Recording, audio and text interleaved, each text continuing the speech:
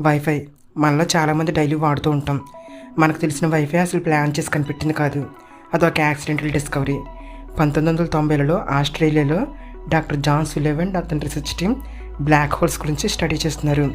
Radio వేవ్స్ని use చేసి space సిగ్నల్స్ని క్యాచ్ చేయాలని ట్రై చేస్తున్నారు. కానీ వాళ్ళ ఎక్స్పెరిమెంట్స్ అన్నీ ఫెయిల్ అవుతూ వచ్చాయి. ఎందుకంటే సిగ్నల్స్ ఎక్కడికో పోతున్నాయి. మధ్యలో ఇంటర్ఫిరెన్స్ వల్ల అసలు క్లీన్గా రావడం లేదు. అసలు రియల్ స్పేస్ సిగ్నల్స్ ఏవి, మధ్యలో ఇబ్బంది పెడుతున్న సిగ్నల్స్ ఏవి, వీటిని ఫిల్టర్ చేయడానికి వాళ్ళు ఫాస్ట్ ఫ్యూరియస్ ట్రాన్స్ఫార్మ్ అనే టెక్నిక్ను ఉపయోగించారు. అదే మిస్టీరియస్గా ఉన్న వైఫైకి గేట్వే అయింది. స్పేస్ సిగ్నల్స్ని క్లీన్ చేయడానికి ట్రై చేస్తూ ఉండగా వాళ్ళు అనుకోకుండానే వైర్లెస్ డేటాని సమర్థవంతంగా ట్రాన్స్మిట్ చేయడం అనేది కనిపెట్టారు. ఇదే వైఫై రావడానికి కారణమైంది. అలానే వైర్లెస్ కమ్యూనికేషన్ అనేది కొత్తదేం కాదు. అంతకుముందు కూడా రేడియోలో, టీవీల్లో రేడియో వేవ్స్ ద్వారా ప్రసారాలు జరిగేవి. కానీ అవి అనలాగ్ సిగ్నల్స్ కావడంతో అప్పట్లో ఇందులో ఒక పెద్ద ఇబ్బంది ఉండేది.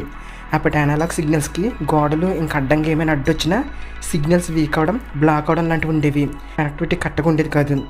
వైఫై వంటి వచ్చిన తర్వాత డిజిటల్ సిగ్నల్స్లో ఎఫ్ఎఫ్టీ, ఎర్రర్ కరెక్షన్ వంటివి ఉపయోగించడం వల్ల కనెక్టివిటీ, స్పీడ్, స్టెబిలిటీ అన్నీ బాగా పెరిగాయి.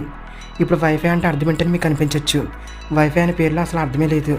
వైఫై అంటే వైర్లెస్ ఫెసిలిటీ అని చాలామంది అనుకుంటారు. కానీ అది అఫీషియల్ మీనింగ్ అయితే కాదు. వైఫై అనేది ఒక బ్రాండ్ నేమ్ మాత్రమే. హైఫై అనే ఆడియో టర్మ్ని చూసి ఇన్స్పైర్ అయిపోయిన పేరు.